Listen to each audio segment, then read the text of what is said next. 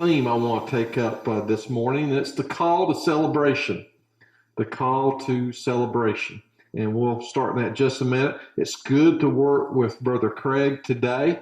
Does a wonderful ministry in music, but we sometimes forget he also has a wonderful ministry in hospice care as a hospice chaplain. He has served my family personally, and I appreciate your ministry, Craig, in both respects. And all you good people, some of my first home-cooked meals in Panama City came from this church, and some of you know who I'm talking about, had me in your homes when I was here just a few weeks, my ministry here, filling in after while you were without pastor, when Brother Tim took a pastorate in Louisiana, and I'd only been here a few weeks. It took a year before I get my family over, so I was here on my own during the week, and some of y'all took pity on me and fed me in your homes, and I won't ever forget that and appreciate that love you've given me. So we have a special bond as well. But I move on to Numbers, the 20th chapter. I want to read the first 12 verses. I want to ask you to look for the call of celebration that's in these verses.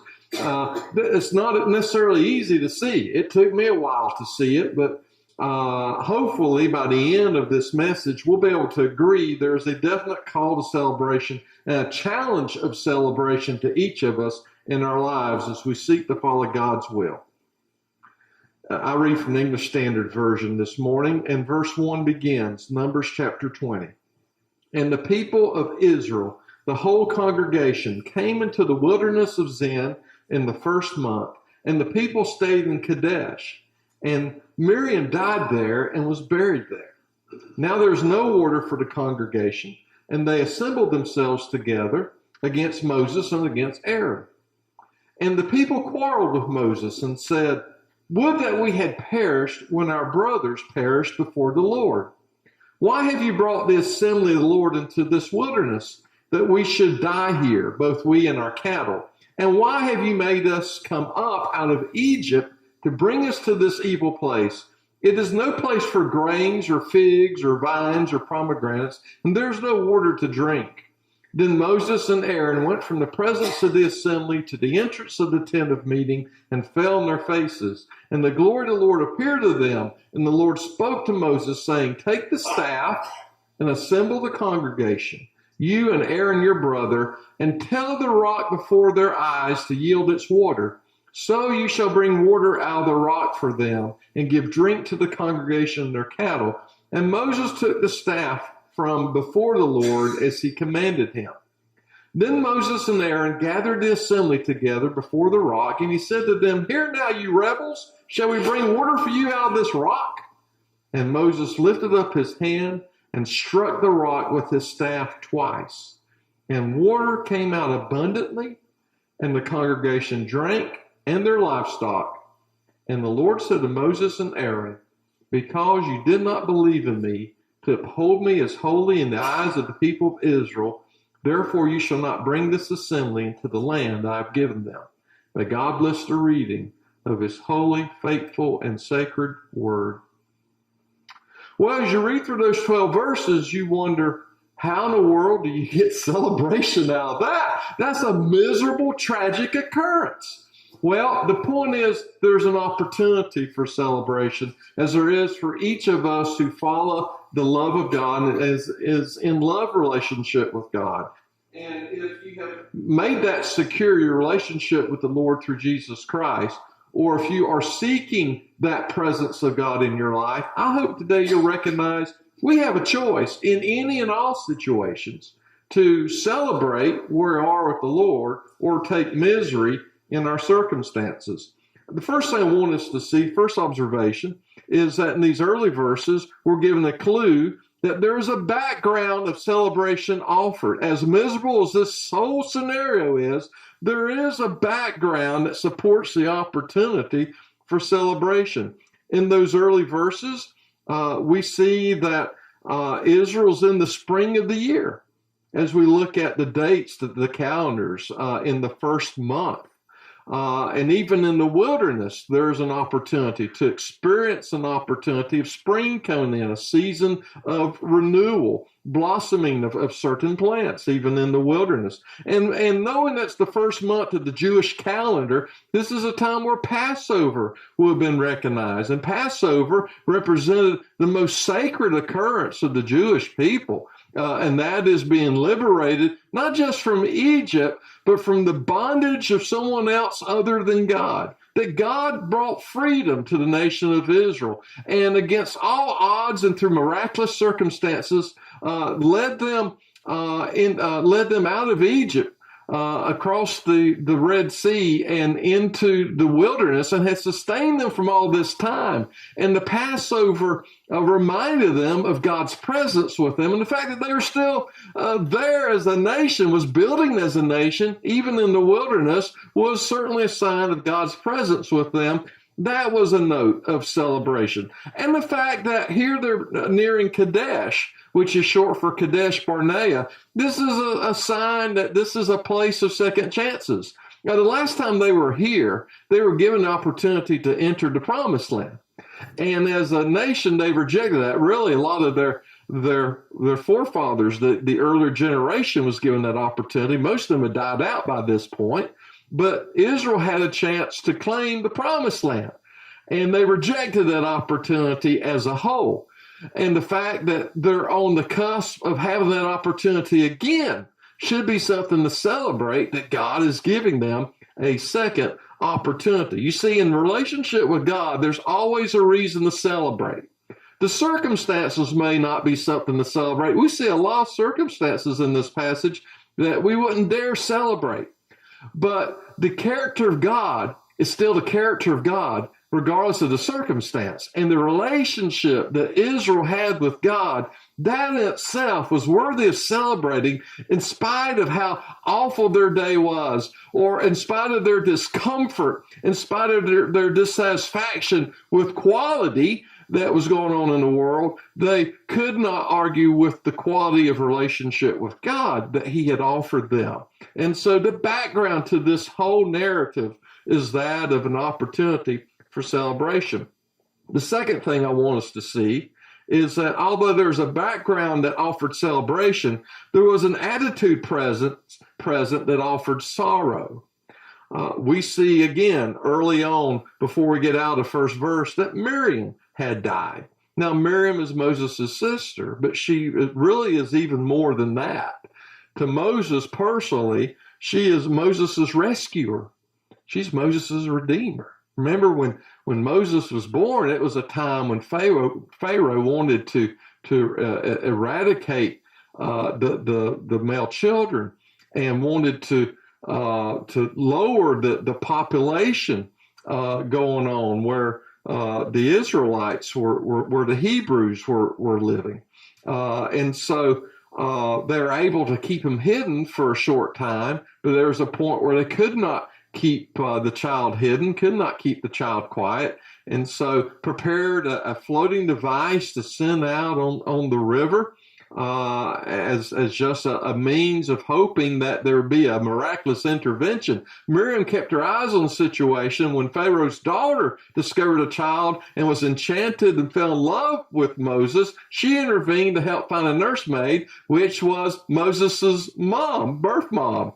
And Miriam was very key in all those points coming together. So in a lot of respects, Miriam was Moses's rescuer or redeemer in that sense. But also keep in mind, especially in a very male-dominated society, where Miriam's leadership was very strong among the people. So her death was not a death that you could just gloss over, and had great impacts. But to know of her relationship with God and how God used her would surely bring some comfort. But there was a sense of grief just in Miriam's death.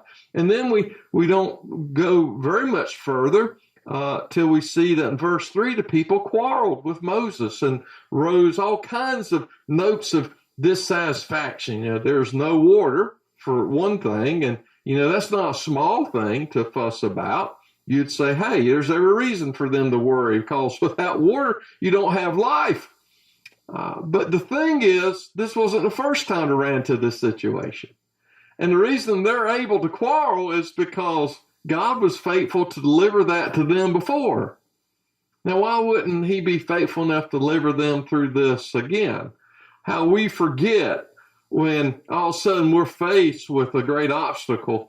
In my reading through the Bible this week, I was reading about Elijah and Mount Carmel and that magnificent altar that was set up in the time of famine. There is Elijah, against all the prophets of Baal and other worships of idolatry. And it was a sense of proof whose God is really alive. And after the prophets and prophetesses and others, the false gods, tried to bring down fire from the heavens to set a sacrifice on fire, and spent most of the day trying to do that, then Elijah had his opportunity. And he not only just had an altar, I was always fascinated how Elijah poured such water on the sacrifice to make it harder to light the fire. And then I realized, that wasn't the only purpose. Water was a precious commodity during a famine. And for him to use that water for this purpose, a purpose he didn't need to use it for, certainly brought out the importance and sacredness of the occasion. And what a mighty victory when the sacrifice caught fire, when God sent fires from the heavens to set a fire. And yet it wasn't long after that Elijah was in exile because he was scared by what Jezebel said she would do to him when she got a hold of him. After this unbelievable odds against hundreds of prophets showed the mightiness of God, one person speaking bad words caused him to forget all about that. And yet how much like us, when we see faith patterns all through our life, but we come to one roadblock in the road and we think we're out on our own, out on a limb that's being cut behind us, and we despair. There's a bit of that in the Hebrews becoming the nation of Israel, going through the wilderness. And although they've been through this testing before, when they come up against it again, they turn on Moses and on Aaron, on their leadership. What have you done to us to bring us out of Egypt in this God-forsaken place, when it was in the opposite? It was exactly where God was. It was a wilderness to them, but it was sanctuary to God for that time. And then we notice that the attitudes we see in verse 3 and in verse 4 and in verse 5, they're not much different than they were in the people 40 years prior to that. They want to go back to Egypt. They felt they were more comfortable there. And yet time after time after time, God showed himself in the wilderness, and that should have been reason to celebrate. God is with us regardless of the background that we're in. And yet it's the attitude here that trumps the presence of God, and the people turn against the direction in which they're going. They couldn't see the promise, at least not in the direction they were traveling. Although they were getting closer to the promised land, they could not realize the promise of God that had embedded them in motivation for this trek. And they also seem to forget the whole reason why they've been wandering 40 years wasn't God's fault. It was their fault by rejecting him and not having trust in him to lead them in a promised land that should have been welcome with God's presence. But instead, there was fear because there were some things in there that the people didn't think they could handle or control. And yet all of our lives as people who follow, as pilgrims who follow God, we're constantly faced with things that are over our head that we can't do. And yet God is almost telling us from the heavens, well, that's the whole point. If I sent you in circumstances that you could handle, why would you need me? When we begin to think that we can handle things, and we're going to find that from Moses pretty soon, that's when that we are right on the razor's edge of closing our eyes and our ears and closing off our fellowship from God. When we think we've got this, then it's at the very edge that we're about to not have it anymore. And such was the attitude of the Hebrew people. going through the wilderness. And then, to me, a rather humorous thing takes place. Now, it wasn't humorous at that time. In verse 5, where they complain, now there's no place for grain or figs or vines or pomegranates. And what tickles me about this is if you go to Numbers, the 13th chapter, verse 23, and you'll see at the first opportunity to go to the promised land, that although oats weren't mentioned, we do know that the land would have sustained livestock very well. But present in that 13th chapter, 23rd verse in Numbers were figs and vines and pomegranates. And so this is offered and shown. Look how sustainable the land is. And what did the people do then? They turned their nose up at that. And so now what's their complaint? We don't have those things that we turned our nose up against 40 years ago. Fickle, fickle, fickle. And yet, how 21st century is that too? For us to be fickle, to not want what God offers when he offers it and then want it when it doesn't seem to be on the table is almost daily fare for believers. And this is all about attitude. You see, in relationship with God, celebration is a choice. For every one of these circumstances, it was not a given that their only response had to be griping and grumbling and complaining. That because of God's consistent presence and demonstration of that presence, there's an opportunity, in spite of what was happening, they could celebrate their relationship with God, even in what seemed to be pitiful situations. Because as pitiful as the circumstance was, their relationship should not have matched the circumstance. Not if God truly lived and breathed in their hearts and they noticed what he was doing in their midst throughout the whole journey. That the journey wasn't wasted. There was a 40-year detour, but the journey was not being wasted, for God continued to show his strength, his presence, his might, and his love in every step, even in the wilderness. You know, I'm reminded a little bit of what's happened with our association recently. You know, the collection of the 50 Southern Baptist churches in this area that I have the great joy of getting to work with as a missionary, including your church. And one of our churches, North Bay, a few years ago, reached a point where they only had 10 members. And they really tried their best to attract new members and did attract some, just couldn't keep them. And they just reached a point that they were going to have to close their doors. Very sad and grief-struck time. When you know that God has placed you in a circumstance and you felt this as a call and you're struggling with that call, that sense of call ending. But as we talked with each other, that church recognized we had a need for some time as an association. If you remember our building on Industrial Drive, if you ever dared to have gone there, you would have seen in the midst of a salvage yard, a building that has served us well, but really we needed more parking, we needed more space, we needed a lot of things. And to tell you the truth, I would get a little bit like an Israelite in the wilderness on some occasions when I was made late by a train coming in, and then going out, the same train would catch me on the other side of the road before I left. So there's all kinds of things there that we was glad to enjoy that time. But North Bay gifted that to us, which we're still renovating. You're welcome to come and look at. You'll be proud of what we have renovated. We've got so much to do.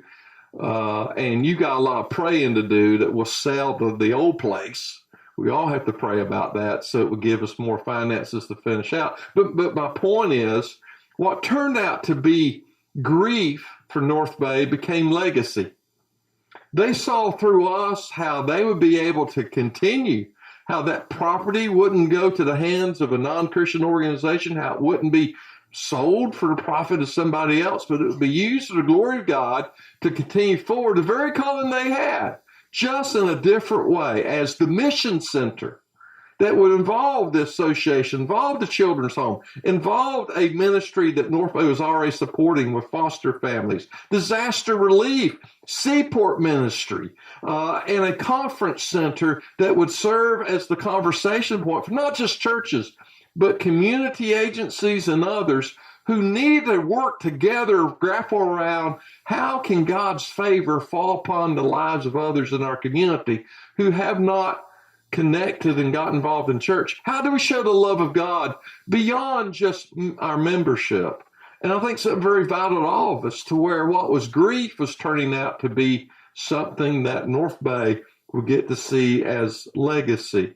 You see, even in the midst of their grief, they chose celebration, to not see just their disappointment, but to see God's glory of what they could do, even in a time of wilderness. Well, before your biscuits burn at home, let me move ahead to point number 3. And that is that God offered his direction and strength. Even as the people were going crazy in the wilderness and ready to have Moses and Aaron's throat, God was still offering direction and strength. So notice that Moses and Aaron are driven to the promise of God, that in response to the angry outbursts of the people, they ran to the tent of meeting. They ran to the tabernacle. And what a note of obedience, that instead of just giving it back to them, they run to God for God's direction, as they had done before. And God offered this direction. Take the staff that was at the Ark of the Covenant. This was the staff that had been used to show God's favor on Aaron being the high priest and on the priesthood coming out of Aaron's lineage of the Levites. And it was a staff that when some had challenged Aaron's leadership before, they took everyone's staff, everyone's rod, and placed it in the tabernacle. And then the next day, only Aaron's had shown that God's presence was in that, because it had sprouted, it had budded, it had blossomed, and it had produced almonds. And no one else did that. I mean, his stood out.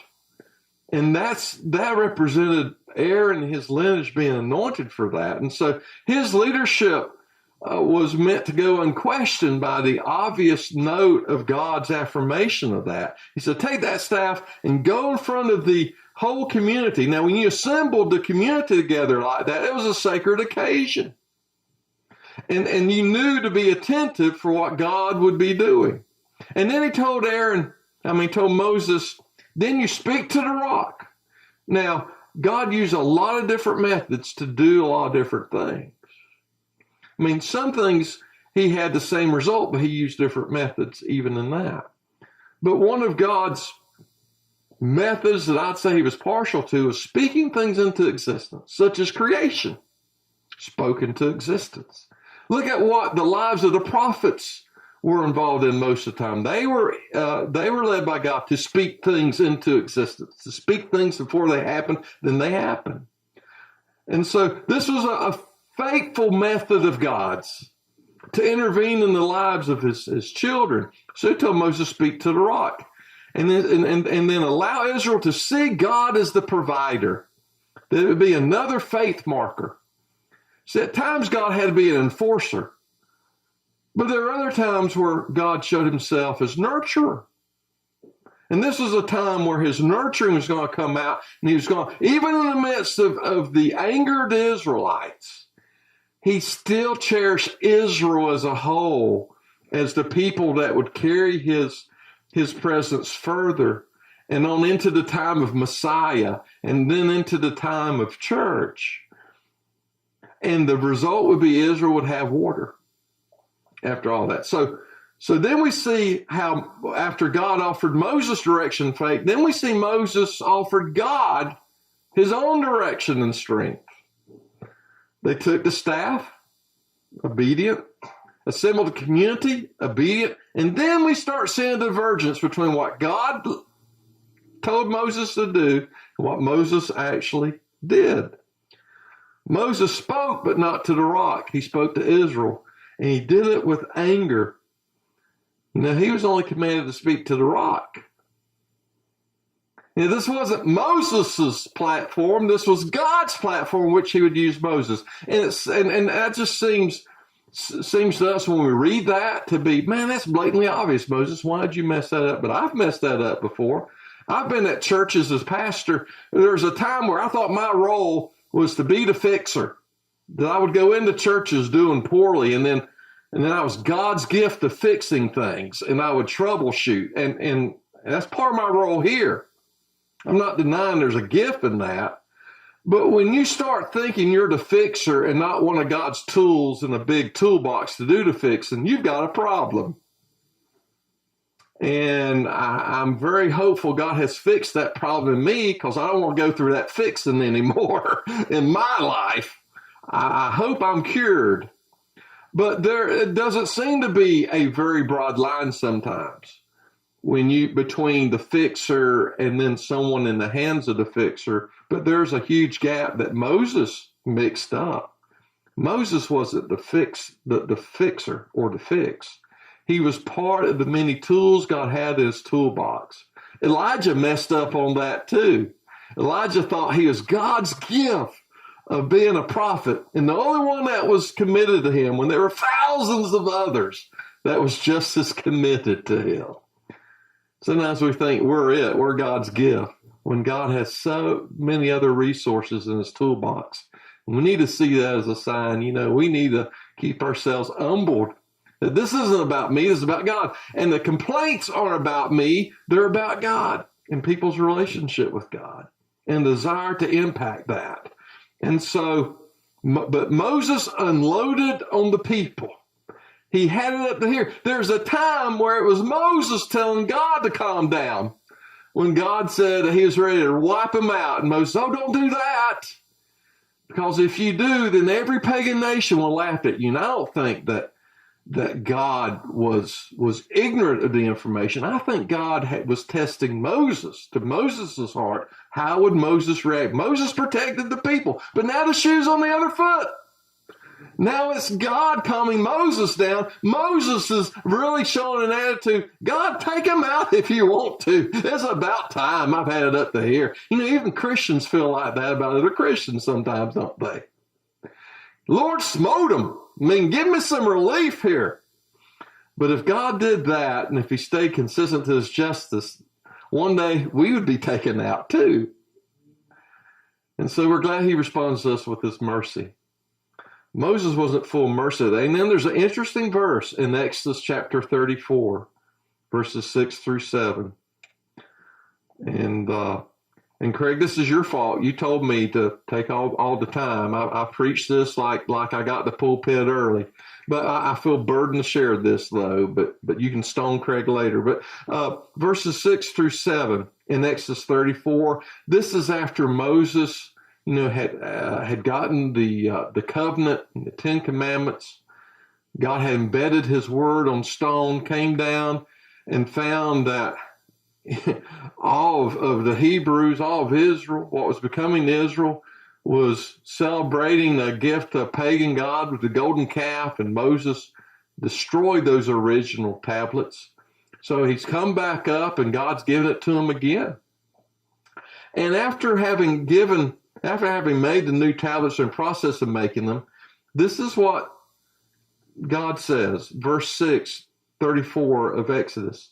The Lord passed before him, proclaimed, the Lord, a God merciful and gracious, slow to anger, and abounding in steadfast love and faithfulness, keeping steadfast love for thousands, forgiving iniquity and transgression and sin, but who will by no means clear the guilty, visiting the iniquity of the fathers on the children and children's children to the third and the fourth generation.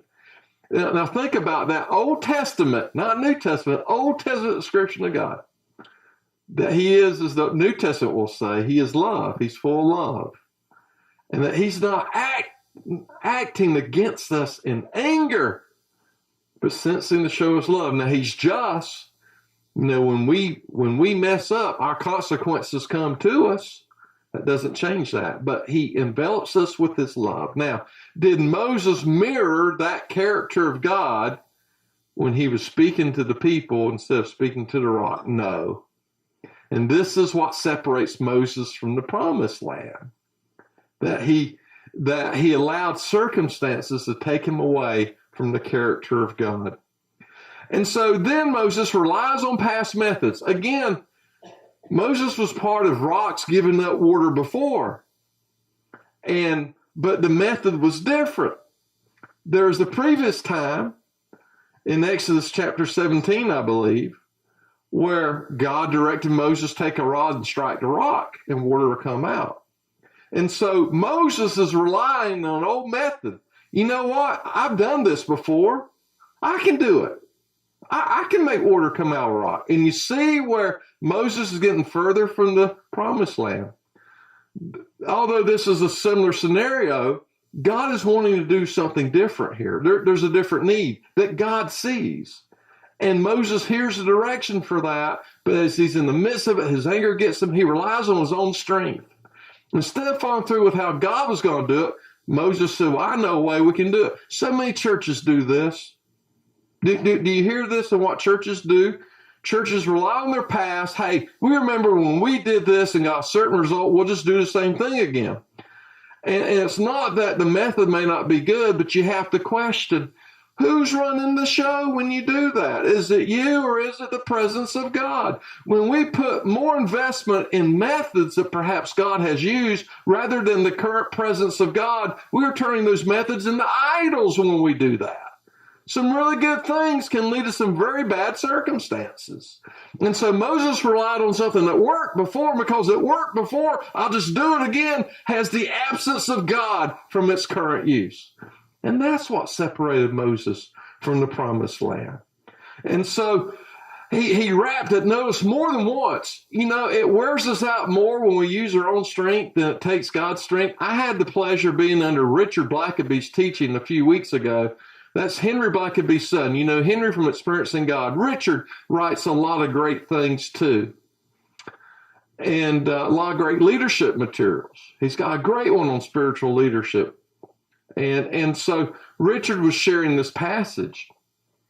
And he was talking about, you notice how it took Moses 2 raps and he raised his hand. You know, I used to think the raising the hand was trying to invoke God's blessing. But he's talking about he raised his hand with the staff. He reared back. He didn't just tap it. Boy, he rapped the mess out of that rock and had to do it twice before water came out. He wore himself out. And Richard's theory is, when we talk about being burned out and tired, that may be a sign that we have relied on our own abilities more than we have on the abilities of God. That you will wear yourself out if you try to do it on your strengths and methods you've seen before, rather than that fresh voice of God to use whatever it is that he's telling you to use. And Moses is wearing himself out. And the result is, now Israel gets water. And you may think, boy, that doesn't sound right. But think about this. Think about Jonah's complaint when Nineveh came to invest in a relationship with God. Jonah didn't want to go to Nineveh. After going through the tonsils of a well, going in and going out, after 3 days, and then accepting God's direction to go to Nineveh, he preaches the message and people respond. And what did Jonah do? Jonah got upset that those nasty people got righteous. But it was about God's will to redeem the people. And God had the same desire for Israel. In spite of all the nasty things they said about the wilderness journey, they were still his people. And they needed water. And God gave them water. But God gave Moses the consequences of his own decision. Exile from the promised land. You see, in relationship with God, we are responsible for our choices. And we have choices to respond to any given set of circumstances. And there's always a choice where we can celebrate God even in the midst of a bad circumstance. You know, a church without a pastor can still celebrate God, can still move forward to God. You know, there's a thinking, oh, we're going to drink water is to beat it with a stick. And yet we all have to realize we need to release control of a situation. And when we do, it's victory, it's not defeat. And so whether it's looking for a pastor, whether it's looking for direction in your life or life of the church, whether it's going through a difficult health situation, it's the same wilderness track that the Hebrew people and Moses and Aaron faced. And through their tragedy, may we learn a lesson that we always have a choice. It doesn't have to be bad attitude, and it doesn't have to be, we'll just rely on how we've always done it, that there's an opportunity to turn to God, hear his voice, and follow that voice, even if it shares something we haven't heard before and it takes us out of our comfort zone. If you're in a place of struggle with God's presence, may you turn to that. May we turn to that as we pray, prepare for invitation. Father, thank you for your love and your guidance. Thank you, Father, for your presence. Thank you for your love in all circumstances. I pray if there's someone here that needs to give their life to you, Father, for salvation, they'll do that today. I pray if there's someone here that needs to rededicate their life or come in prayer for others, they'll do it here. Father, we just pray for your guidance, that you'll strengthen us and guide us, and that what we do will be for your glory, and help us in this time of invitation and recognize what that is. For the name of Lord Jesus, I pray. Amen.